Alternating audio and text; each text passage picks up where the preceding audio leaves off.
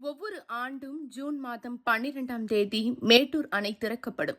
இந்த தண்ணீர் கல்லணையை வந்தடைந்தவுடன் அங்கிருந்து காவிரி, வெண்ணாறு, கல்லணை கால்வாய், கொள்ளிடம் ஆகிய ஆறுகளில் தண்ணீர் பிரிந்துவிடப்படும்.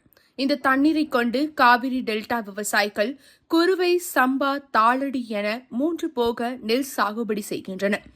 தற்போது காவிரி, வெண்ணாறு, கல்லணை கால்வாய், கொள்ளிடம் ஆறுகளில் தண்ணீர் குறைந்த அளவே செல்கிறது. ஒரு சில ஆறுகளில் தண்ணீர் குட்டை போல தேங்கி நிற்கின்றன. இந்த சூழலில் மீன் பிடிப்பதற்காக தொழிலாளர்கள் ஆறுகளை நோக்கி படையெடுக்க தொடங்கியுள்ளனர். காலை முதல் மாலை வரை தஞ்சையில் உள்ள ஆறுகளில் குழுக்கள் குழுக்களாக தொழிலாளர்கள் ஆற்றுக்குள் இறங்கி மீன் பிடிக்கின்றனர். குறிப்பாக கல்லணை கால்வாய் எனப்படும் புது ஆற்றில் தொழிலாளர்கள் மீன் பிடிக்க அதிக ஆர்வம் காட்டுகின்றனர். இதற்காக வீச்சு வலை, கட்டு வலைகளை பயன்படுத்துகின்றார்கள். தொழிலாளர்கள் ஆற்றின் ஒரு கரையிலிருந்து மறு கரைக்கு கட்டு வலைகளை இரவில் கட்டிச் செல்கின்றனர்.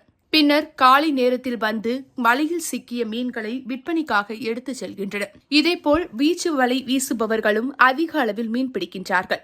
குறைந்த அளவில் தண்ணீர் இருப்பதால் மீன்களும் அதிக அளவில் பிடிபடுகின்றன.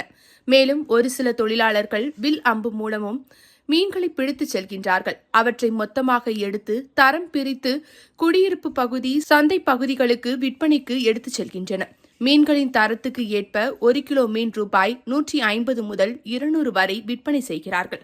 மீன்களை பொதுமக்களும் ஆர்வமுடன் வாங்கிச் செல்கின்றார்கள்.